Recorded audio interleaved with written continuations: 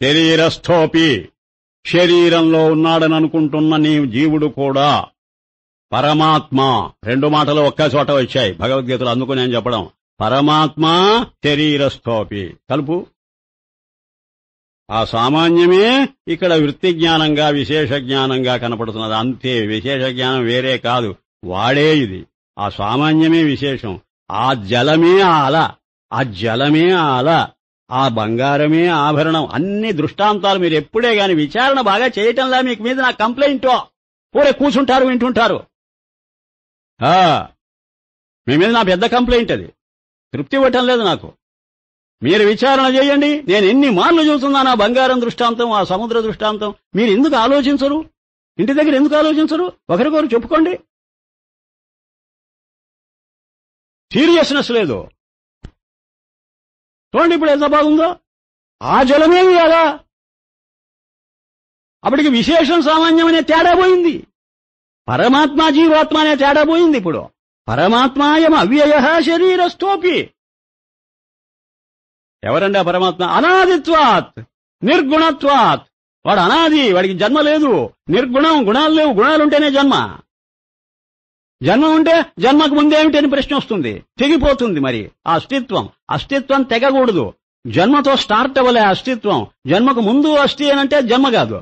జన్మకు ముందు కూడా అస్థి అన్నప్పుడు అది జన్మ కాదు. వ్యయం కాకపోతే మరణం కాదు. అవ్యయ, ఖర్చు కాలేవాడు. ఖర్చు అవ్వడమే మరణం. మరణం అంటే ఏమిటి? ఖర్చు అయిపోవడం. అరే ఆ శ్లోకం చాలు కదండి, బంగారం కదండి ఇది. అనాదిత్వా నిర్గుణత్వాత్ పరమాత్మాయం అవ్యయ శరీరస్థోపి. వాడే ఈ శరీరంలో ఉన్న జీవాత్మ. అయితే మేమేదో చేస్తున్నాం, అనుభవిస్తున్నామని అంటున్నారు కదండి. కర్త భోక్త అంటున్నారు కదండి. నీ మొహం, వాడే కర్త వాడే భోక్త, నీదేం లేదు. నువ్వు ఊరుకో, హాయిగా కూర్చో. నువ్వురే కూర్చోరా, నేను చూసుకుంటానని అంటుండే ఒక్కొక్కడు. ఒరే నీకు చేత కాదు గాని నేను చూసుకుంటాలే, నువ్వురే కూర్చొని చూస్తుండు. ఎంత హాయి మనకు, అప్పుడు ఎంత రిలీఫ్. ఇప్పుడు పరమాత్మ మనకు రిలీఫ్ ఇస్తున్నాడు. అదే మోక్షం. నీకు రిలీఫ్ ఇస్తున్నాడు. ఏమని? నువ్వు ఊరికే చూస్తుండరా. అయితే చేసేది ఎవరండి? నేనురా. నువ్వు నకరోతి, నువ్వు చేయటంలే. నువ్వు చేయకపోతే నలిప్యతే, నీకు సుఖ దుఃఖాలంటావు. అయితే చేస్తున్నది ఎవరు? అనుభవిస్తే నేనురా. నీ శరీరంలో ఉన్నది నేనంటున్నప్పుడు ఎవడు చెయ్యాలి, ఎవడు అనుభవించాలి? నేనుగాక. ఇంత గొప్ప గ్రంథం అసలు ఉన్నదా? ఇంత గొప్ప భావాలున్నాయా? ఎందుకు ఖురాన్తో పోలుస్తావు, బైబిల్తో పోలుస్తావు? నువ్వు వారి గ్రంథ సాహెబులతో పోలుస్తావు, జందవేస్తాతో పోలుస్తావు, బుద్ధిస్ట్ లలిత విస్తరంతో పోలుస్తావు. ఒక్క భగవద్గీతలో ఒక్క శ్లోకాన్ని ఛాలెంజ్ జవాబు చెప్పలేదు. వరల్డ్ లిటరేచర్ ఇది చదవరి. అదే కన్ను తెరిచాడంటే అది అందుకే భగవద్గీత, అది భగవంతుడు చెప్పిన మాట. ఇంకా దానికి తిరిగేమున్నది? అయితే విషాదయోగం ఎందుకు వస్తున్నదండి మాకు అది చెప్పండి. నీవు విశేష జ్ఞానం అయితే విషాదమే. ఎన్ని మాటలు చెప్పాలి నీకు? నేను ఎవడనుకోమన్నాడు? నేను విశేష జ్ఞానం అని ఎందుకని? నేను ఒక పక్క సామాన్య జ్ఞానమే సర్వత్రా ఉందిరా, నీ స్వరూపం కూడా నయనేరా అని నేనంటుంటే నీవు నన్ను మళ్ళీ ప్రశ్నిస్తావేంటి? కొంచెం మాకు ధైర్యం చెప్పండి. చదువుతాం. మీలాగా మేము ఎప్పుడూ బతికుంటామండి. మళ్ళీ అర్జునుడికి సందేహమే. మీలాగా, అర్జునుడు అంటే మనమే, మీలాగా పుట్టుక లేకుండా చావు లేకుండా ఎప్పటికీ ఉంటామని మీ నోట చెప్పండి. మాకది హాయి. మేముగా అర్థం చేసుకోలేకపోతున్నాం. మీరు మాకు హామీ ఇస్తే, యమబలం అంటే డాక్టర్ గారు హామీ ఇస్తే చాలండి. ఇది క్యాన్సర్ కాదు లేరా, భయపడకురా, నీ దుంపదగా నేను చెబుతున్నాను వినరా, ఇది క్యాన్సర్ కాదంటే నిజంగా క్యాన్సర్ అయినా కూడా వాడికి యమ ధైర్యం ఆ పేషెంట్గా. ఆ మాట అండి, అలాంటి మాట ఏమని చెబుతున్నాడో తెలుసా? నత్వేవాహం జాతు నాసం నత్వం నేమే జనాధిప నైవ న భవిష్యామ సర్వే వయమతః పరం. ఇంతకంటే ఆవిడిస్తా అండి హామీ. రే బాయ్, నేను నువ్వేమిట్రా, మనమిద్దరం కొమ్మక్కయి అందరికీ పెట్టకుండా ఆ ప్రసాదమంతా మనమే తిందామనుకుంటున్నావట్రా? నా భగవత్ ప్రసాదం ఇది, అందరికీ చెందాలి. తెలుసుకో. దుర్యోధనుడు తక్కువ కాదు, దుశ్శాసనుడు తక్కువ కాదు, నువ్వే గొప్పవాడవు కాదు. రే అర్జున, నిన్ను దగ్గర పెట్టుకున్నంత మాత్రం చేత నీకే మొనాపలైజ్ చేస్తున్నాననుకుంటున్నావా? విషయం నో, అందరూ భగవత్ స్వరూపులే. సాత్విక రాజస తామస గుణాలతో బతికే ప్రతి జీవి పరమాత్మే. ఎంచేత ఈ గుణాలు ఎక్కడి నుంచి వచ్చాయి? నీ మొహం వాళ్ళలో నుంచి వచ్చాయి. వాడే చెబుతున్నాడు ఏమని, ఇంకా భయంకరం ఇది. ఏ చైవ సాత్వికాభావ రాజసాహ తామసాశ్చయే మత్వయేవీతి. ఎక్కడున్నావయ్యా నువ్వు? నాలో నుంచే వచ్చాయిరా. నాలో నుంచే ప్రహ్లాదుడు వచ్చాడు, నాలో నుంచే హిరణ్యకశిపుడు వచ్చాడు. ఇట్లాంటి గొప్ప మతం ఉన్నది అని అసలు ప్రపంచంలో. ఎంత యూనివర్సల్, ఎంత కాస్మోపాలిటన్, ఏం అవుట్లుక్ ఇది. ఇది మత గ్రంథమా? అబ్బా, సాత్విక రాజస తామస భావాలు నాలో నుంచి వచ్చాయని భగవంతుడు కమిట్ అయ్యాడు. ఆ కమిట్మెంట్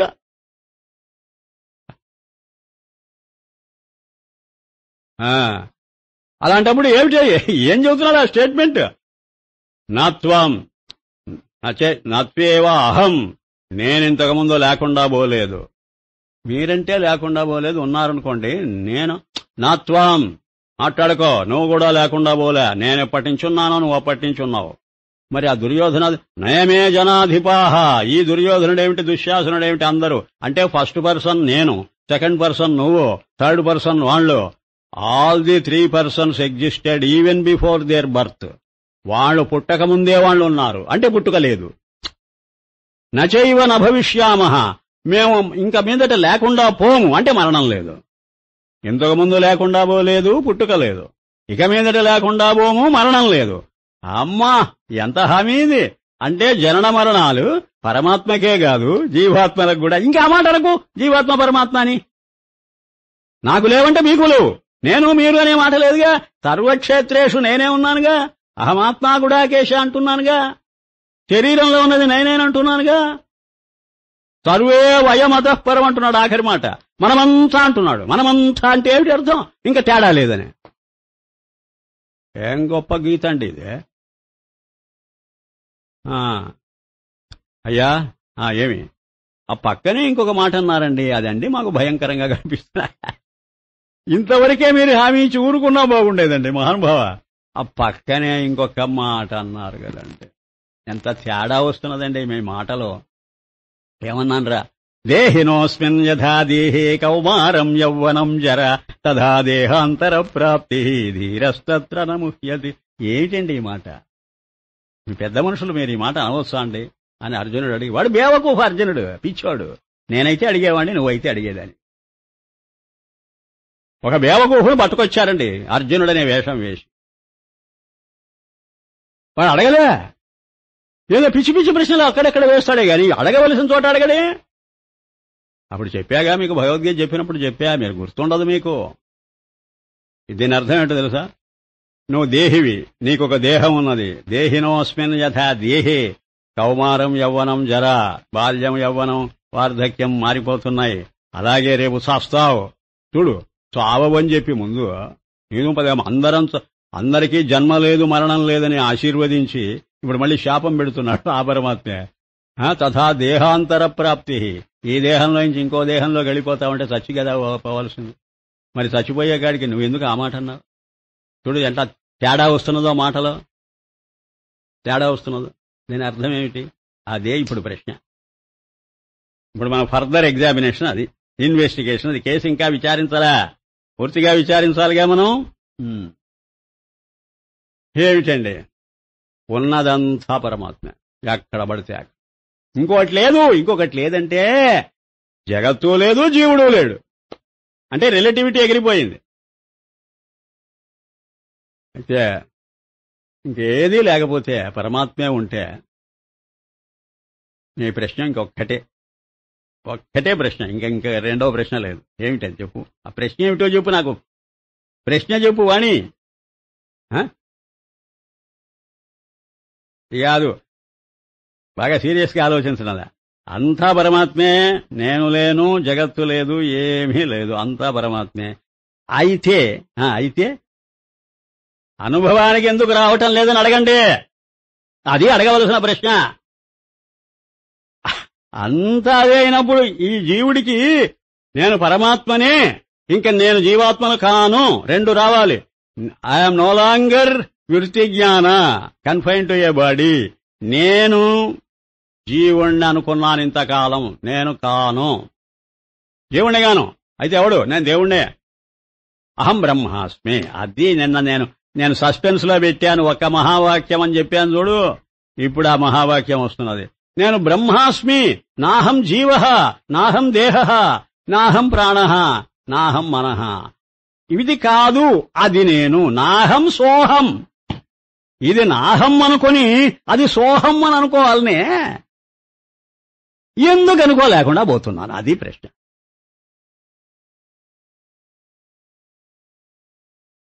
చెప్పండి జవాబు. మరి ఇదే అసలు ఫిలాసఫీలో ఉండే ఘట్టం, ఇదే అసలు మణికర్ణికా ఘట్టం ఇది. ఏమిటి దీనికి జవాబు? ఎందుకు లేకుండా పోయింది? ఆ అనుభవం ఎందుకు లేదు? అడుగుతున్నది ఎవరు? నాకు అనుభవము లేదని అంటున్నావు. ఏ అనుభవం కావాలి నీకు? పూర్ణానుభవం కావాలి. ఇప్పుడున్న అనుభవం ఏమిటి? అపూర్ణానుభవం. నీకు ఇప్పుడు అపూర్ణానుభవం ఉండి కదా అడుగుతున్నావు నాకు పూర్ణానుభవం ఎందుకు లేదని. నేనేమని చెప్పా? పూర్ణానుభవమే ఉన్నది సర్వత్రా, అపూర్ణం లేదని చెప్పా. అప్పటికి సిద్ధాంతం ఏమిటి? సర్వత్రా ఉన్నది పూర్ణమే. నీ అనుభవం ఏమిటి? బాగా విను, ఇది అనాలిసిస్. నీ అనుభవం ఏమిటి? అపూర్ణమే గాని పూర్ణం కనపడలేదని. ఇక్కడికి తీసుకొచ్చా. ఇప్పుడు సిద్ధాంతం ఏమిటి? అంతా పూర్ణమే, అపూర్ణం లేదు అని. పూర్ణమదః పూర్ణమిదం పూర్ణాత్ అంతే. పూర్ణ అనే అంటున్నాడు ఆ శాంతివాక్యం. ఎంత అంటున్నా నాకు ఎంటీనెస్ ఫీల్ అవుతున్నాం. పూర్ణం కాదండి, శూన్యం అండి అంటున్నాం. ఏమిటి శూన్యం? నాకు పూర్ణం కనపడకపోవడమే శూన్యం.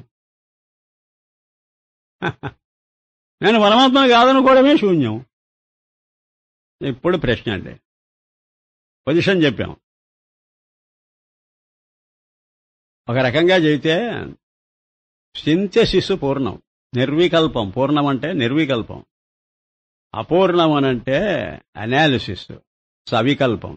వికల్పం అంటే అనాలిసిస్, నిర్వికల్పం అంటే సింథసిస్. సింథసిస్ అంటే ఏకమవడం, అనాలిసిస్ అంటే అనేకంగా కనపడడం.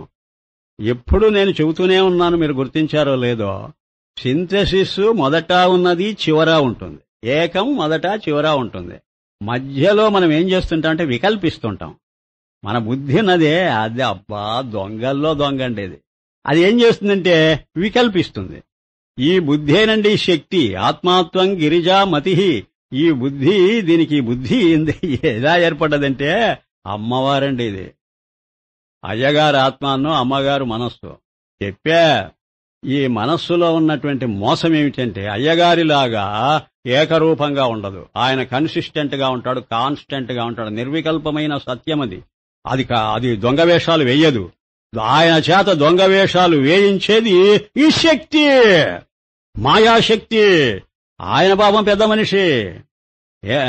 అనే చెప్పుకున్నాడు, పాపం నేను పెద్ద మనిషినేరా, నా ప్రాణం తీస్తున్నదిరా, నన్ను బయట పెడుతున్నదిరా, నలుగురి నోళ్లలో నానేలాగా చేస్తు మయాధ్యక్షేణ, నేను అధ్యక్షుణ్ణిరా, నేను కేవలం సూపర్వైజ్ చేస్తుంటాను, అదొక తప్ప నేనే పని పెట్టుకోను. ప్రకృతి సూయతే సచరాచరం, దీని దుంపదేగా ఈ ప్రకృతి చరాచర ప్రపంచాన్ని సృష్టిస్తూ పోతున్నదిరా. అంటే అనాలిసిస్ చేస్తున్నది ఇదిరా. నేను సింథటిక్ అరే నీకు సైంటిస్ట్ కి అర్థమయ్యేట్టు చెప్పగలనండి. నేను సింథటిక్ గా ఉన్నావా నన్ను అనలైజ్ చేస్తుందా? నిర్వికల్పంగా ఉన్న నన్ను, అది సంస్కృతంలో చెప్పు, సవికల్పం చేసి చూపుతుందా? అదే శక్తి అంటే. ఇప్పుడు విద్యుత్ శక్తి నిర్వికల్పం, అది సవికల్పం అయిపోతే బల్బు వెలుగుతుంటుంది, ఫ్యాన్ తిరుగుతుంటుంది. ఇదంతా వికల్పం. అంటే డైవర్సిటీ వికల్పం, యూనిటీ ఎన్ని రకాలుగా చెప్పమంటారు నన్ను? మీరు పట్టుకుంటే చాలు నాకు బ్రహ్మానందం. ఇప్పుడు ఈ భావాన్ని మీరు బాగా క్యాచ్ చేశారా లేదా? అందుకే నలగొడుతున్నా నేను. పల్లేక కాదు, మీరు అయ్యో బాగా అర్థమైందనేంత వరకు నలగొట్టడమే నా ఉద్యోగం. సరే, మళ్ళీ ఏం చేస్తున్నావు తెలుసా? కరెంట్ ఆఫ్ అయిపోయిందనుకో, కరెంటు మిగిలిపోతుంది. ఇది ఫ్యాన్ తిరగదు, బల్బు వెలగదు. అంటే డైవర్సిటీ పోయింది, యూనిటీ మిగిలిపోయింది. అంటే ఏకంతో స్టార్ట్ అయ్యి అనేకమై, అనేకం మళ్ళీ ఏకంలో. అదేనండి సంసారం అంతా. అంతెందుకండి, పగలంతా పనులు చేస్తామండి ఊళ్ళో తిరిగి, మళ్ళీ రాత్రి వచ్చి పడుకొని నిద్రపోతామండి. అప్పుడు నిర్వికల్పం అండి. మళ్ళీ తెల్లవారిందండి సవికల్పం అండి.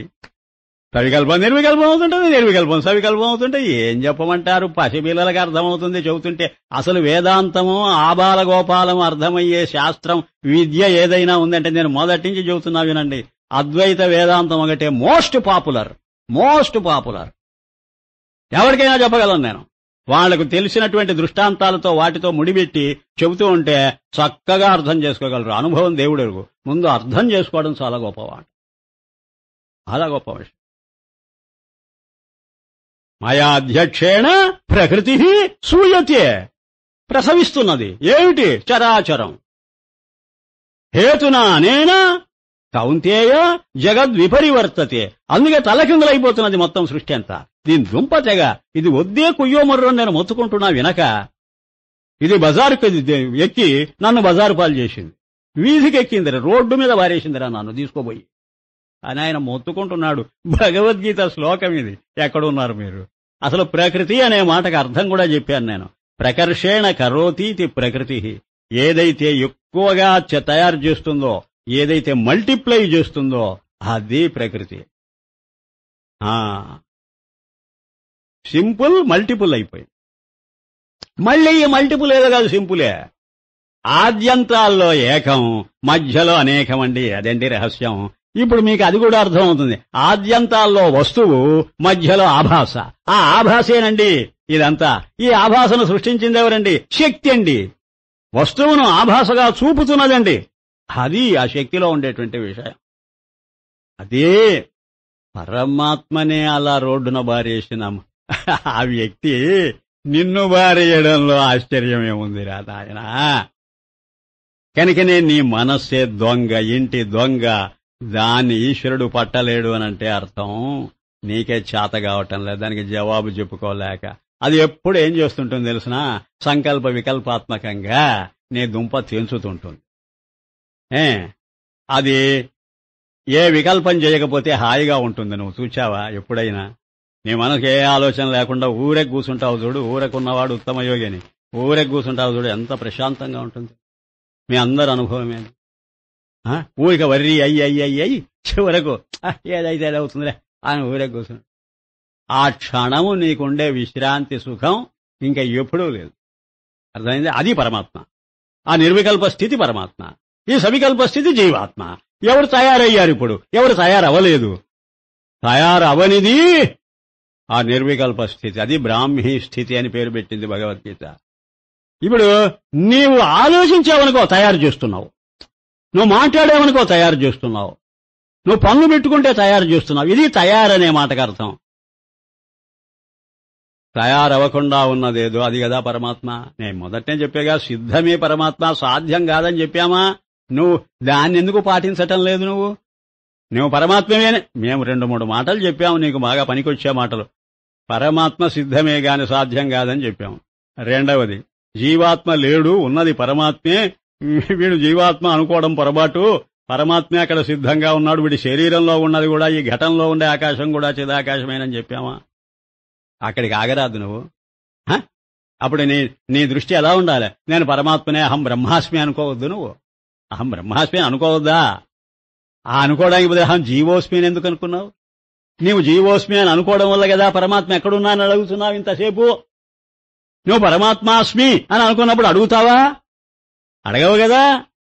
అంటే అప్పటికి నీలో లోపం ఉందన్నమాట. అక్కడ సిద్ధాంతమైనా దానిలోనైనా లోపం ఉండాలి, లేదా నీ దృష్టిలోనైనా లోపం ఉండాలి. రెండేనండి. లేకపోతే నువ్వు పరమాత్మ అయిపోతావండి. రిజల్ట్ ఒకటేనండి. ఇప్పుడు నువ్వు పరమాత్మ ఎందుకు కాలేకపోయావు అని అడిగావు కదా. దానికి ఏం కారణం అయి ఉండాలి? మేము చెప్పిన సిద్ధాంతంలో అయినా డిఫెక్ట్ ఉండాలి. ఏమని? సర్వత్రా సామాన్య జ్ఞానమే ఉన్నది, అదే పరమాత్మ, అదే సర్వవ్యాపకంగా ఉన్నది, జీవుడు లేడు, జగత్తు లేదు, ఈశ్వరుడు లేడు, అంతా పరమాత్మ స్వరూపమే అని చెప్పి మేము చెప్పినటువంటి ఆ సిద్ధాంతంలోనైనా లోపం ఉండాలి. అంటే ఏమిటి? ఏమిటి ఆ లోపం? ఆ పరమాత్మ జీవుడు మాత్రం కాదండి, ఇది లోపం. జగత్తు మాత్రం అయితే కావచ్చు గాని జీవుడు మాత్రం, నేను మాత్రం జీవుణ్ణే అనుకుంటున్నానండి, కర్తను భోక్తనే అనుకుంటున్నాను, పరమాత్మ అని మీరు చెబితే మాత్రం అవుతానా అని అన్నావే, అప్పుడు మా సిద్ధాంతంలోనైనా లోపం ఉండాలి. సర్వవ్యాపకం అయ్యి ఉండకూడదన్నమాట అప్పటికి పరమాత్మ. లేదా నీలో లోపం ఉండాలి. సర్వవ్యాపకం అయి కూడా నేను కాదు అనుకొని నీలో నువ్వు భ్రాంతి పడుతున్నావే, ఆ భ్రాంతి అయినా కారణమై ఉండాలి. నీ భ్రాంతి అయినా అయి ఉండాలి కారణం, నువ్వు అహం బ్రహ్మాస్మి అనుకోలేకపోవడానికి. లేదా ఆ బ్రహ్మము ఈ అహం కాకుండానైనా ఉండాలి. నీ జీవుడి దగ్గర ఉండే అహం కాకుండా వీణ్ణి మాత్రం పక్కకు తోసిపారేసి మిగతా చోట్ల ఉంటాను నేను అని వాటికి మాత్రం ఓటేసి నీకు ఓటు వేయకుండా పోయి ఉండాలి. అదేనేమోనండి పోని దానిలోనే. ఇంకా దానిలో లోపం లేకపోతే నీలోనే లోపం ఒప్పుకుంటావా? నువ్వు ఒప్పుకోవడానికి రెడీగా ఉన్నావా? ఉన్నానండి. దానిలో లోపమేమో. దానిలో లోపమా చెబుతా. దానిలో లోపం ఉండడానికి వీల్లేదా? ఎందుకులండి? అది సామాన్య జ్ఞానం అని ఎప్పుడన్నావో, నిరాకారం అని ఎప్పుడన్నావో, అది తప్పకుండా సర్వవ్యాపకమై ఉండాలి. సర్వవ్యాపకం అంటే అర్థం నిన్ను వదిలేసి మిగతా చోట్లంతా ఉండడమా? ఆవిడికి రాగద్వేషాలు వచ్చి పడతాయి దానికి. అందుకే పక్షపాతరహిత అంటున్నారు మా గురువు గారు. 58 రోజుల నుంచి ఆయన నోట అప్రయత్నంగా వస్తున్నది ఆ మాట. పక్షపాతరహిత విశుద్ధానంద అని కూడా అన్నాడు. ఆఖరకు తన పేరు కూడా చెప్పుకున్నాడు. అది తన పేరంటే పరమాత్మ పేరే. విశుద్ధానందం పరమాత్మేగా. ఆవిడికి జీవాత్మ లేడన్నమాట. అంటే కమలీవాలా లేడు. కమలీవాలా ఏమంటున్నాడు? విశుద్ధానంద అంటున్నాడు. నీవెవరయ్యా? నువ్వు విశుద్ధానందం కదా. నేననేవాడిని ఉండి చేస్తే కదయ్యా, ఉన్నదంతా పెద్ద నేను అదే. ఈ చిన్న నేను దానిలో ఎప్పుడో లయమైపోయింది. లేక నేను విశుద్ధానందను అది కాదు అని అన్నానంటే పక్షపాతం అయిపోతుంది. ఒక పక్షం పట్టుకున్నా ఇంకో పక్షం వదిలేశా. అది రహితం ఎట్లయింది చూచారా? దాన్ని వివరిస్తేనే ఎంత అద్భుతంగా ఉందో. కనుక అక్కడ లేదు లోపం. ఇంకా దాన్ని గురించి మాటికి ఆక్షేపించకు. ఆడలేక మధ్యల మీద పడ్డట్టు. ఒకటే ఆటగత్తే వచ్చిందట. ఎక్స్పర్ట్ అనుకున్నారట. బ్రహ్మాండంగా డాన్స్ చేస్తున్నా అనుకున్నారట. మాటికి అది పొరపాటు చేస్తున్నది. ఏంటి నువ్వు ఇంత ఎక్స్పర్ట్ అనుకుంటే నువ్వు డాన్స్ బాగా చేయటం లేదేనంటే, నాదేం లేదండి, ఆ మధ్యలో వాయించేవాడు రిథమికల్ గా వాయించటం లేదు, లయబద్ధంగా లేదు, అందువల్ల వస్తుంది. వాడంటాట నేను బ్రహ్మాండంగా వాయిస్తున్నాను, నీ దుంపదగా నువ్వు నా మీద దోస్తావేమిటి, నీ లోపం నాకు ఆరోపిస్తున్నావనంటాట వాడు. అలాగే ఒక నాట్యగత్తెలాగా పరమాత్మ నటరాజు కదండి, సర్వత్రా శివతాండవం చేస్తూ ఒరే అస్థిభాతి లేని ప్రదేశమే లేదురా, సర్వత్రా నేనున్నానురా అని వాడంటుంటే మధ్యలో వాయించేవాడి మీద పడ్డట్టు మనం కాదయ్యా నీలోనే లోపం ఉన్నదని వాడంటే ఏం ప్రయోజనం? వాడు బాగానే ఆడుతున్నాడు. ఇక్కడ మధ్యలో మనది, అక్కడ మధ్యలో వేరే అయితే ఇక్కడ మధ్యలో మన మనస్సు.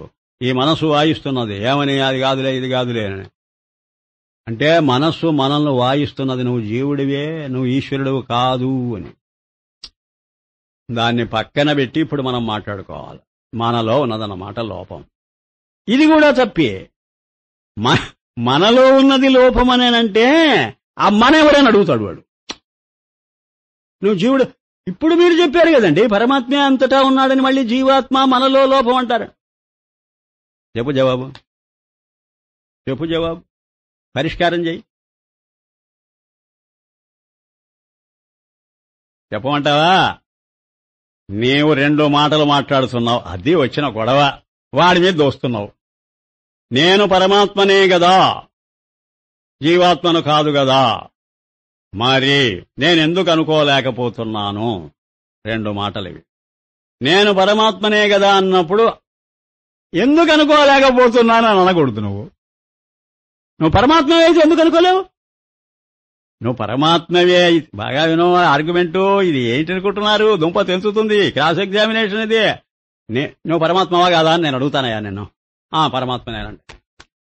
నువ్వు పరమాత్మనే అయితే నోరు మూసుకోయ్యా, నోరు మూసుకో, ఇంకా నువ్వు మాట్లాడకు. నువ్వేమని మాట్లాడుతున్నావు? నేను ఎందుకు పరమాత్మను అని అనుకోలేకపోతున్నాను కదా. నువ్వు పరమాత్మవే అయ్యుండి నేను పరమాత్మని ఎందుకు అనుకోలేకపోతున్నా అంటావేమిరా? నీ పేరు వాణి, నేను వాణిని ఎందుకు అనుకోలేకపోతున్నాను నన్ను అడిగావనుకో, ఏం చెప్పమంటావు నన్ను? నీ పేరు నువ్వే మరిచిపోతే అర్థమైందా? ఇదే నేను ఒకసారి చెప్పాను. నేను ఈగ ఇల్లలుగుతూ తన పేరు తానే మరిచిపోయి ఆ దోమను చీమను అడుగుతున్నదట. నేనెవరిని? నీ దుంపదగా, నీవెవరో నీకు తెలియాలి గాని మాకేం తెలుసు? అయితే ఆ గుర్తు చేసేవాడు గురువు. నువ్వు ఈగవే తత్వమసి, అది నువ్వు ఈగవే. త్వం తదసి, నువ్వు అదే అని వాడు చెప్పాడు. ఇదనుకోవాలిగా, ఏమని అనుకోవాలి? అహం బ్రహ్మాస్మి అనుకోవాలి కుంక. వాడేమో తత్వమసి అని బోధ చేశాడు, నువ్వు అదేరా అని. నువ్వు అదే అన్నప్పుడు నువ్వు నీ డ్యూటీ ఏమిటి? నేను అదేనా అనుకోవడం. నువ్వేం చేస్తున్నావో తెలుసా? డబుల్ స్టాండ్ అనేది.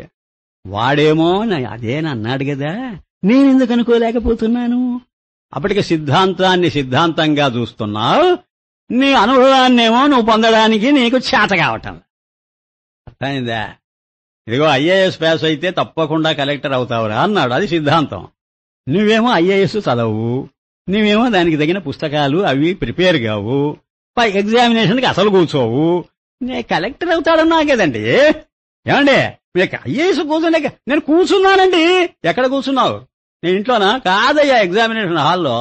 మరి నేను కాలేకపోయానే, నీకు మార్కులు రాలే. మార్కులు రాలే అంటే కాలే, ఐఏఎస్ పాస్ అయ్యే మార్కులు రాలే. నీకెన్ని మార్కులు వచ్చాయి? జీవుడనే మార్కు వచ్చింది. నేను జీవుడినే. ఎన్నిసార్లు ఎగ్జామినేషన్కి అప్పీర్ అయినా నేను జీవుడు అనేటువంటి స్టాంప్ వదిలిపోవటంలో నీకు. అంటే ఈ వాసనలున్నాయి, అవి అడ్డు తగులుతున్నాయి ఆ బ్రహ్మవాసనకు. బ్రహ్మవాసనకు అడ్డు తగలడం వల్ల జీవవాసన అలాగే ఉంది, కానీ నువ్వు బ్రహ్మం కాలేకపోతున్నావు. ఇప్పుడు లొకేట్ చేశాం, రోగం ఎక్కడ ఉందో మనం లొకేట్ చేశాం, ఐడెంటిఫై చేశాం. ఎప్పుడైతే, ఇంకా వినండి, భయంకరమైన మాట వస్తున్నది. ఇది ఇవాళకి అయిపోతుందో లేదో, అయిపోకపోతే రేపు కూడా ఇది కంటిన్యూ అవుతుంది. తర్వాత చెబుతా, ఇది అసలు విషయం చెబుతా వినండి. ఎప్పుడైతే నువ్వు బ్రహ్మం అయి కూడా నేను బ్రహ్మమును అని నీకు అనుభవానికి తెచ్చుకోలేకపోతున్నావో ఆ బలహీనత కనిపెట్టిందండి ఒకటి. నీ బలహీనతను ఒకటి పొంచి ఉండి పక్కనే గమనించిందండి. ఏదది? ధర్మశాస్త్రం అండి. ఇది గొప్ప తెగ శాస్త్రం. మతం అండి, రిలిజియన్ వచ్చిందండి. ఫిలాసఫీలోకి రిలిజియన్ వచ్చింది.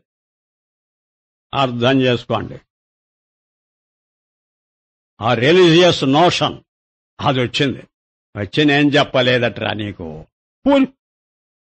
ఏం చెబుతున్నావు? నువ్వు జీవుడవేరా. ఆఫ్ కోర్స్ దేహంలో ఉన్నటువంటి చైతన్యాన్ని రాను, అంతవరకే ఉన్నావురా. నువ్వు అంతవరకే ఉన్నావు. అయితే ఏం చెయ్యాలి? ఇదిగో నీకు ఈ జన్మ వచ్చిందా? ఎందువల్ల వచ్చిందా తెలుసా? ఇంకా రిలీజియన్ మనకు నచ్చ చెప్పే మాటలు. ఇంతకు పూర్వం వీడు చూసేసి చచ్చినట్టు ఇంతకు పూర్వ జన్మలురా. లేకపోతే నువ్వు చెయ్యకుండా నీ ఫలితం ఎందుకు ఏర్పడుతుందిరా? నువ్వు అప్పుడు చేసుకుంటేనే కదట్రా ఇది. ఎంతో నచ్చే మనసుకు నచ్చ చెబుతారో చూచారా? దానిలో ఆర్గ్యుమెంట్, దానిలో బ్రహ్మాండమైన రీజనింగ్, దానికి 96 ఎగ్జాంపుల్స్. అదేమి తక్కువది కాదు, అదొక సైన్స్, రిలీజియస్ సైన్స్. అమ్మా వచ్చి ఇంకా పూర్వజన్మలు ఎన్నో గడిచిపోయాయి, దానిలో అంతా చేసుకో సంచితం. ఆ సంచితంలోంచి కొంత ప్రారంభమై ఇదిగో ఈ జన్మ వచ్చింది, ఈ జన్మలో మళ్ళీ చేసుకుంటున్నావుగా, ఇక్కడికి అప్పు తీరదు. ఇదిగో మళ్ళీ ఆ సంచితానికి యాడ్ అవుతుంటుంది ఆగామి కర్మ. ఓ ఇదంతా ఇలా విషవలయం. ఇదిగో అందుకని మేమేం చెబుతామో తెలుసా? దీనికి మంచి మార్గం, మంచి పనులు చేయి రే. పుణ్యకార్యాలు చేయరా, ధర్మకార్యాలు, ధర్మం చరా, అధర్మం చరించవద్దు, దెబ్బతింటావు, పాపయోనంలో భయపడతావు, పుణ్యం పాపం అనే కాన్సెప్ట్స్. అయితే ఎప్పటికంటే ఇంకా చచ్చిపోతానేమో, చచ్చినా పర్వాలేదులే, మళ్ళీ ఒక జన్మ వస్తుంది, ఇది భయం తీర్చటం. అసలు చావు లేదని చెప్పే భయం తీర్చడం కాదు, చచ్చినా పర్వాలేదట. మరణం ప్రాప్య ఆత్మా భవతి గౌతమ, కఠోపనిషత్తు. దీని నువ్వు పదేగా, మరణం వచ్చినప్పటికీ పర్వాలేదు, నువ్వు ఉంటావులే. ఉంటావులే, ఎక్కడుంటావు? ఇంకో శరీరంలోరా. మోక్షం కాదు, ఇంకొక శరీరంలో ఉంటావు. ఆ శరీరంలోకి రాకముందు కొంత ఫలం అనుభవించాలి కదా, కర్మఫలం. ఎక్కడండి ఇప్పుడు ఈ లోకంలో అనుభవించలే నువ్వు? నీకు శరీరము ఉన్నది, లోకము ఉందిగా. లోకం మెటీరియల్ సప్లై చేస్తే కదా నువ్వు అనుభవించేది. ఇంకొక లోకం ఉంది, పరం, స్వర్గం. నువ్వు పుణ్యం చేస్తే స్వర్గం, పాపం చేస్తే నరకం. ఓహో, అయితే అక్కడ అనుభవిస్తామండి. కొంత అప్పు తీరిందిరా, అంతా తీరలేదు, లేకపోతే మళ్ళీ జన్మ రావాలిగా. చూడండి ఎంత బిల్డప్ చేశారో, దుంపలు దూరంగా తేగా నిన్ను భయపెట్టి భయం తీరుస్తున్న నెపంతో ఫర్దర్ గా భయం కల్పించి నీకు ఈ భయంతోనే చూస్తుంటే ఆ భయం పెట్టి పరభయం, మళ్ళీ జన్మ వస్తుందిలే పర్వాలేదులే, నువ్వు మంచి ఉత్తమ జన్మ రావాలంటే ఇదిగో నీ డ్యూటీ ఏమిటో తెలుసా, ఇక్కడ ధర్మకార్యాలు చేయి, లేకపోతే మాత్రం పాడైపోతావు అనేటువంటి ఆ భయంతోనైనా వీడి ఈ పుణ్యకార్యాలన్నీ చేస్తే దానికి తగిన ఫలం వస్తుంది. అక్కడ స్వర్గానికి వెళ్ళిపోతావు, అక్కడ సుఖాలన్నీ అనుభవిస్తావు. ఇంకా ఉన్నదిరా కనుక ఉత్తర జన్మ కనిపెట్టుకోనున్నది, అంతకంతకు మంచి జన్మ వస్తుంది. బహూనాం జన్మనామంతే అనేక జన్మ సంసిద్ధ జాతస్య హి ధ్రువో మృత్యుర్ధ్రువం జన్మ మృతస్య చ. చచ్చిన తర్వాత కూడా మళ్ళీ జన్మ ఉన్నదిలే, మోక్షం కాదు జన్మ ఉన్నదిలే. ఇప్పుడు ఆ రెండవ శ్లోకం అర్థం అవుతుంది. ఏమిటి ఆ రెండవ శ్లోకం? దేహినోస్మిన్ యథా దేహే కౌమారం యౌవనం జర తథా దేహాంతర ప్రాప్తి. మళ్ళీ ఒక జన్మ ఉన్నదిలే ఆ పక్కనే చెబుతాడు ఆ దుర్మార్గుడు, ఆ పరమాత్మ పడిదుంపదేగా. మనకింత హామీ ఇచ్చి ఒరే అందరము కూడా మనం జన్మ మరణం లేనటువంటి దశలోనే ఉన్నాను రాని అంత హాయిగా చెప్పి మాట ఇక్కడేమంటాడు, మళ్ళీ నీకు ఒక జన్మ అంటే అర్థం తెలిసిందా? ఇప్పుడు తెలిసిందా? తేడా కాదు, అది విషయం చెబుతా. నేను పరమాత్మనే, సోహం అహం బ్రహ్మాస్మి అనే స్థితిలో నేను చెప్పగానే నీకది అనుభవానికి వచ్చే కొత్తగా రాక్కర్లేదు, సిద్ధమది. సిద్ధాన్ని గుర్తు చేసుకోగలిగితే చాలు, అది ప్రత్యభిజ్ఞ. ఇది ప్రత్యభిజ్ఞ. ఆ కార్యంలో కారణాన్ని గుర్తు వస్తుంది రేపంతా అదే. కార్యంలో కారణాన్ని గుర్తు చేసుకుంటూ పోతే సాధన, అప్పుడు నీకు కారణమే కనిపిస్తుంది, ఇంకా కార్యం కనపడదు. కార్యం కనపడితే కారణం అనేటువంటి మాటకు కూడా అర్థం లేదు. నువ్వు ఎలా ఉండాలో అలా ఉండిపోతావు. అప్పుడు నీకు జన్మలు లేవు, గడిది గుడ్డు లేదు, ఇది స్వర్గం లేదు, నరకం లేదు, అంత నాన్ సెన్స్. అప్పుడు నాన్ సెన్స్. ఇప్పుడు జ్ఞానం అనేది, బ్రహ్మజ్ఞానం అనేది నీకు కలిగితే ఈ ధర్మ పురుషార్థం వేస్ట్ తెలుసుగా. అప్పుడు ఆభాస అయిపోయింది కుంక. అంతవరకు ఏమవుతుంది? నీకు అజ్ఞానం ఉందిగా, అజ్ఞానం ఉన్నంతవరకు వాస్తవం. అదే నీకు అజ్ఞానం ఉన్నంత వరకు ఎంతకాలం ఉంటుందో మేము చెప్పలేము, ఎన్ని జన్మలైనా ఉండవచ్చు. అంతవరకు ఇది వాస్తవం. ఈ ప్రపంచమే వాస్తవం కదటయ్యా. అజ్ఞానంతో చూస్తే నీకు ఇహమే వాస్తవమైనప్పుడు పరం వాస్తవం కావడంలో ఆశ్చర్యమే ఉంది. అంతా వాస్తవమే, జన్మలున్నాయి. ఇప్పుడు చూచారా, రిలిజియన్ ఈజ్ అప్హెల్డ్. అందుకే ఈ అద్వైత గ్రంథాల్లో ఒక పక్క బ్రహ్మ విచారం జరుగుతుంటుంది, మరొక పక్క ధర్మ విచారం జరుగుతుంది. ఏమేడవమంటారు? కనుకనే యజ్ఞాలు, యాగాలు, జపాలు, తపాలు, ఉపనిషత్తుల్లో కూడా జపలేక చేస్తారు వీళ్ళు. మళ్ళీ వెంటనే అదే ఇదంతా ఏం లేదని చెప్పి ఏ మాట నమ్మాలి? నిన్ను బట్టి చెబుతున్నారు, నువ్వు పొరపాటు పడుతున్నావు. నీ వైపు నువ్వు చూసుకో. నువ్వు స్వర్గం వైపు చూడకు, నరకం వైపు చూడకో, నీ వైపు నువ్వు చూసుకో. నువ్వు చూసుకో అంటే అప్పుడు తెలుస్తుంది నాకు బలం ఉందా, బలం లేదా. బలం లేకపోతే టానిక్ వాడు. నీవు ఆ టానిక్ పుచ్చుకోలేకపోతున్నావు, ఈ టానిక్ పుచ్చుకోమంటాడు వీడు. ఇప్పుడు ఆ మందులు రావటం లేదండి. ఇప్పుడు కొత్తగా అదేనండి, ఆ కంపెనీ మారింది కానీ దాని ఎఫెక్ట్ ఒకటేనండి. మనకు నచ్చ చెప్పిస్తుంటారు చూడండి, అలాగే నచ్చ చెప్పి ఇచ్చేటువంటి టానిక్ మతం. అందుకే నీవు ఈ యజ్ఞం చేస్తే స్వర్గం తయారవుతుందంటాడు విడుదుప్పదగా. అంటే తయారయ్యేది ఆభాస, వస్తువు కాదు. వస్తువు అయితే తయారయ్యేదేంటి అంటే అప్పటికి వస్తువు కాదని వాడికే తెలుసు, అది చెప్పేవాడికే తెలుసు. కనుకనే ఈశావాస్యంలో ఒక మాట అండి, అసుర్యానామతే లోకాంధేన తమసావృతా స్తాంస్తే ప్రేత్యాభిగచ్చంతి ఏకే చాభి ఆత్మహనో జనా. ఆత్మజ్ఞానం లేకుండా నువ్వు చస్తేనే ఏంటి అప్పుడు నీకు స్వర్గం కనబడుతుంది. దాన్ని ఒప్పుకున్నా, కానీ ఆ స్వర్గం కూడా అంధేన తమసావృత, అంధకార బంధురమే. అంటే నరకమెంతో స్వర్గం అంతే. నీకు భిన్నమైనదంతా నరకమే. నీకు ఆత్మజ్ఞానం లేదు. ఆత్మజ్ఞానం ఉంటే స్వర్గం లేదు, నరకం లేదు, రెండెగిరిపోతాయి. శంకర భగవత్పాదుల భాష్యం, స్వర్గం కూడా నరకం లాంటిదే జ్ఞానం లేకపోతే. అంధేన తమసావృత అంధకార బంధురం అంటే అజ్ఞానం అని అర్థం. అంధకారం అంటే అజ్ఞానం. ఆత్మజ్ఞానం లేకపోవడమేగా అజ్ఞానం. ఇంకా ఏ జ్ఞానం ఉన్నది అజ్ఞానమేగా. విశేష జ్ఞానం అంతా అజ్ఞానమేగా. స్వర్గముఖ విశేషం, నరకముఖ విశేషం కదా. జన్మలు విశేషాలు, జన్మాంతరాలు విశేషాలు కదా. విశేషాలకు సంబంధించిన జ్ఞానమేగా నీకు ధర్మ పురుషార్థం అందివ్వడం. రిలిజియన్ ఏదందిస్తున్నది? పర్టికులర్సేగా, యూనివర్సల్ కాదుగా. యూనివర్సల్ నీ స్వరూపమేగా. యూనివర్సల్ ఉన్నప్పుడు ఒక చోటికి ప్రయాణం లేదుగా. జన్మలు జన్మాంతరాలు లేవుగా. మృత్యోస్వ మృత్యుమాప్నోతి యైహ నానేవ పశ్యతి. ఎవడైనా తేడా చూశా అంటే ఒక మృత్యువులో నుంచి ఇంకో మృత్యువులోకి పోతాడని మళ్ళీ ఉపనిషత్తు చెబుతున్నదిగా. తేడా చూడడమేగా స్వర్గానికి నరకానికి చూసే తేడా. అప్పటిగా రిలిజియన్ తేడా చెబుతున్నదా? ఏకంగా ఉన్నది అని తత్వాన్ని చెబుతున్నదా నీకు? ఏకమైన తత్వాన్ని చెబితే రిలిజియన్ లేదు. అక్కడ ఫిలాసఫీ ఉన్నది, అక్కడ అద్వైతం ఉన్నది, ద్వైతం లేదు. అప్పటికి ధర్మార్థకామ మోక్షాల్లో అర్ధకామాలు ఇక్కడే పోతే ధర్మం మోక్షం అనేది చివరి వరకు నిలిస్తే ఆ చివరి వరకు నిలిచే ధర్మ మోక్షాల్లో కూడా ఒకటేమో రిలేటివ్, ఇంకోటి అబ్సల్యూట్. చివరిదాకా అంటే అజ్ఞానం ఉన్నంత వరకు నిలుస్తుంది ధర్మ పురుషార్థం. జ్ఞానోదయం అయితే ఎగిరిపోయి బ్రహ్మ పురుషార్థమే నిలుస్తుంది. అది ఎప్పటికే ఉంటుంది, ఇటర్నల్ ఫ్యాక్ట్. అర్థమైందా? అందుకనే అదేది ఆ నిర్వాణ దశకంలో ఏమన్నాడు? నా శాస్త్రం నా శిష్యో నా శిక్ష నా వర్ణ నా వర్ణాశ్రమాచార ధర్మ. అదంతా రిలిజియన్. ఎగిరిపోయిందా లేదా? అయితే ఇప్పుడు నీవు నమ్ముతున్నావు ఏంటి? చస్తే మళ్ళీ పునర్జన్మ ఉన్నది, చచ్చిన వాళ్లకు తద్దినాలు పెట్టలేక చూచావా? కర్మకాండ ప్రబలిపోయింది నీకు ఆ కర్మ వాసనలు ఎందుకు ఏర్పడ్డాయి? అయ్యో మనం శ్రద్ధాంజలి ఘటించుట. నీది బాగుందా? శ్రద్ధ ఏమిటి, అంజలి ఏమిటి? నువ్వు చస్తే ఎవడు ఘటిస్తాడో నీకు తెలుసా?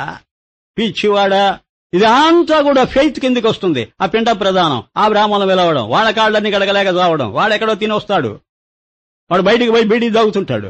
ఏమో చెప్పలేం. ఏమిటిదంతా నెత్తిన పెట్టుకున్నాం. విచారణ చేస్తే పనికి మాలింది, విచారణ చేయకుండా ఉంటే అమ్మా ఏమైపోతామో అనే భయోత్పాదకమైంది. నీకు భయం ఇస్తుంది రిలిజియన్, అభయం ఇస్తుంది వేదాంతం. అభయం వై జనక ప్రాప్తోసి. ఒరే జనక మహారాజా, నువ్వు అభయం పొందావురా, నీకు ఇంకా భయం లేదురా పో. ఆ పోరే పరీక్షతో నీకు అభయం ఇచ్చేశాను. అభయం ఇచ్చేశాను అనేది నీకు చెప్పదగ్గ అది స్పిరిచువల్ ఫ్యాక్ట్. ఇది రిచువల్, దీనిలో భయమే. మళ్ళీ ఒక జన్మ వస్తే భయం కాదు. ఏమైపోతామో ఏమో. ఒక్క మాట చెప్పి ముగిస్తా.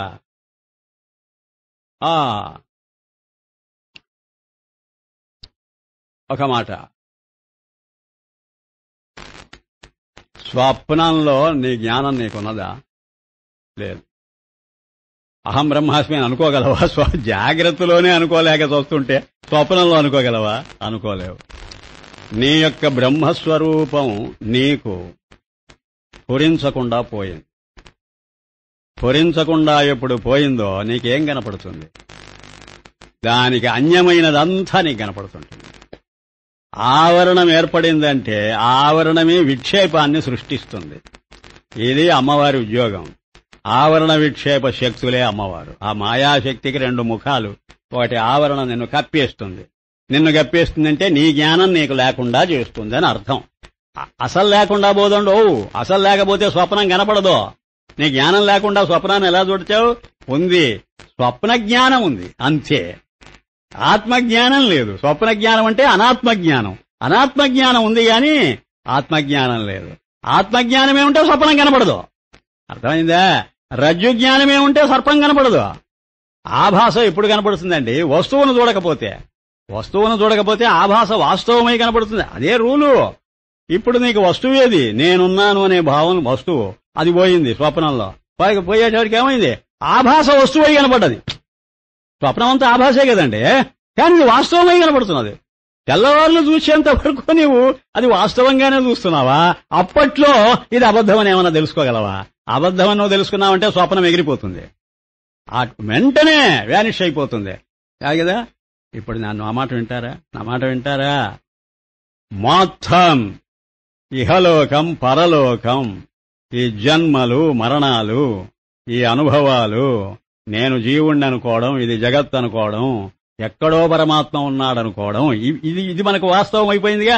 కాబట్టి వాడేమైపోయాడు? వాడు దూరం అయిపోయాడు. ఇక్కడ ప్రత్యేగాత్మ దూరం అయింది, ఇక్కడ పరమాత్మ దూరం అయిపోయింది. ఎందుకంటే వాస్తవం కనపడదే నీకు. నువ్వు ఆభాసనే చూస్తూ ఆభాసతోనే కాలక్షేపం చేస్తూ ఆభాసకే వాస్తవత్వాన్ని నువ్విచ్చి అది వాస్తవం కాదు, నువ్వు ఇస్తున్నావు. నువ్వెప్పుడైతే ఆ సర్పానికి వాస్తవత్వం ఇచ్చింది ఎవరు? నువ్వు కాదు. నువ్వు వాస్తవత్వం ఇవ్వకపోతే సర్పం కనబడుతుందా నీకు? అలాగా వాస్తవత్వాన్ని ఆరోపించి, ఇదే అధ్యారోపం, ఆరోపించి నువ్వు చూస్తున్నంత వరకు స్వప్నం వాస్తవమైనట్టే. మొత్తం మతం వాస్తవమైంది, అది స్వప్నం. అది మతం చెప్పేవి నాలుగేనండి. ఏంటో మీరు, నీవు జీవుడవని చెబుతుంది, నీకు జనన మరణాలు ఉన్నాయని చెబుతుంది, ఇహలోకం ఉన్నట్టే పరలోకం ఉన్నదని చెబుతుంది. సరేనా? ఇప్పుడు చేసుకున్న పుణ్యపాపాల వల్లనే మళ్లీ జన్మాంతరం ఎత్తవలసి వస్తుందని చెబుతుంది. 4 చెప్పేది ఆ కుంక. ఏ మతమైనా చెప్పేది ఇవేనండి. ఈ 4 దేన్ని బట్టి చెబుతున్నదండి? నీవు బ్రహ్మాని అనుభవం పొందకపోతే నీ కేవలం జీవుండనే అనుభవమే నీకున్నప్పుడు నీ మీద దాడి చేస్తుంది అది. అందుకనే ఇంగ్లీష్లో ఒక సామెత ఉన్నది, నీ బలహీనతను బట్టి దేవుడు నాటకం ఆడుతుంటాడు. దేవుడే ఇప్పుడు ఏంటిదా? Man's weakness is God's opportunity. ఇది ఇంగ్లీష్ వాళ్ళలో ఒక మంచి సామెత. అప్పుడప్పుడు చెప్పాను నేను మీకు. క్రిస్టియన్ కాలేజ్ స్టూడెంట్స్ మన వాళ్ళు పూర్వం, వాళ్ళందరూ కూడా దొరలే, పెద్ద పెద్ద ప్రొఫెసర్స్ అంతా ఇంగ్లాండ్ నుంచి వచ్చిన వాళ్లే. వాళ్ళు మాట్లాడుతుంటేనట మా ఫాదర్ చెప్పేవాడు, ఆ మాట్లాడుతుంటే మనం ఇప్పుడు తెలుగులో సామెతలు కుమ్మరిస్తుండలేదు కుప్పతెప్పలుగా, అలాగే ఇంగ్లీషు సామెతలు వాడుతుంటారట. వాళ్ళు ఇంగ్లీష్ వాళ్ళు కదా, వాళ్ళకు తెలియదా ఇంగ్లీష్లో ఏ సామెత అనేది? Man's weakness is God's opportunity అని ప్రొఫెసర్ హాగ్ అని ఉండేవాట, HOGG. వాడు వీళ్ళ గురువు. ఫిలాసఫీలో వాడు ప్రొఫెసరు. వాడు వచ్చి మాట్లాడుతుంటే వీళ్ళు నోట్ చేసుకునేవాళ్ళట. అరే man's weakness is God's opportunity, త్వరగా రాయంట్రా మళ్ళీ మర్చిపోతాం. ఇప్పుడు నాకు గుర్తొస్తున్నది, మా పెద్దవాళ్ళు చెబితే నాకు మనసులో ఉంది. మ్యాన్స్ వీక్నెస్ ఇక్కడ ఎట్లా సరిపోతుందో చూడండి. మన వీక్నెస్, మన దౌర్బల్యమే, నేను బ్రహ్మమును అయి కూడా బ్రహ్మము అనుకోలేకపోవడమే మన దరిద్రం. నా బలహీనతను ఆ బ్రహ్మమే ఆధారం చేసుకుని వీడికి నేను ఎలా కనపడాలంటే ప్రపంచంగానే కనపడదాం. నేనేమో తప్పించుకుపోయి దూరంగా ఉందాం, అప్పుడు ఈశ్వరుడు వాడు. వీడికి దగ్గరగా తీసుకొస్తాను ప్రపంచాన్ని. అంతేకాదు ఇంకొక ప్రపంచం కూడా ఉంది, అది ఇంతకు ముందు చూచావు, తర్వాత చూడబోతావు. నువ్వు చచ్చిన తర్వాత పూర్తిగా చావవు, నువ్వు మళ్ళీ బతుకుతావు, అది పునర్జన్మ. అప్పుడు కూడా ఈ కష్ట సుఖాలు అనుభవించాలి, కాబట్టి మంచి పనులు చేసుకో అని వీడికి మ్యాండేట్ ఇద్దాం. ఇంత దూరం ఉంది, ఇదంతా స్వప్నం. అయితే ఇప్పుడు అని సుఖంలే, నువ్వు అరిచినా కూడా ఎవడు నీ మొర ఆలకించడు. నువ్వు జ్ఞానంతో ఆ మాట అన్నావనంటే అప్పుడు దాని పాటికి అదే ఎగిరిపోతుంది. కనుక ఇప్పుడు నీ డ్యూటీ ఏమిటనంటే ఊరికే కేకలు పెట్టడాలు, కంప్లైంట్ చేయడాలు కాదు, సైలెంట్ గా నువ్వు చేయవలసిన పని చేయి. ఆ చేయవలసిన పని ఏమిటి?